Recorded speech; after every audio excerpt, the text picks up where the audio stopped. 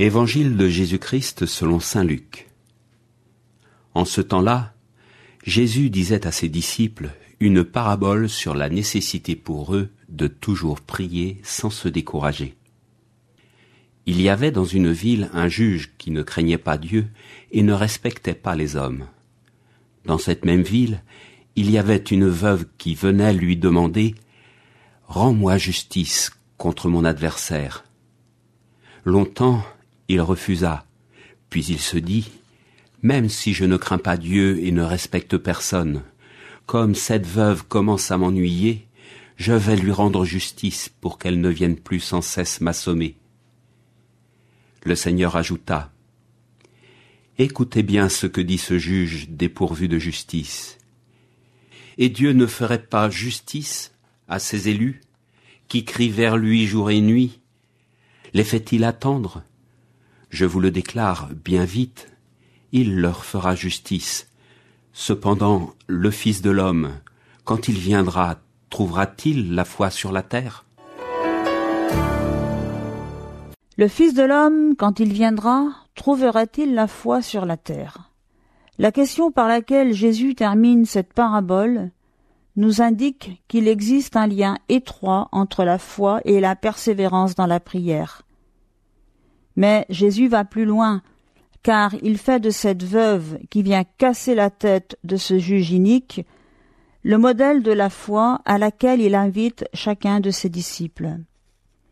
Et pourtant, la constance de cette femme ne peut s'appuyer sur rien de solide. En face d'elle, il y a un juge inique qui se flatte de ne craindre personne, ni Dieu ni les hommes. Son cœur, complètement endurci, semble totalement inaccessible à toute humanité. La veuve n'a donc rien à attendre de lui. D'autre part, cette veuve n'a rien à offrir pour acheter la clémence de son juge. Cette femme est donc les mains vides. Et c'est là ce qui fait sa force. Elle n'a plus rien à perdre. Elle est libre de cette crainte, de cette timidité qui souvent nous empêche de demander. Sa seule arme désormais, c'est la prière. À travers sa pauvreté, elle a enfin découvert la véritable puissance de la prière, une prière qui finira par vaincre le plus intraitable des juges.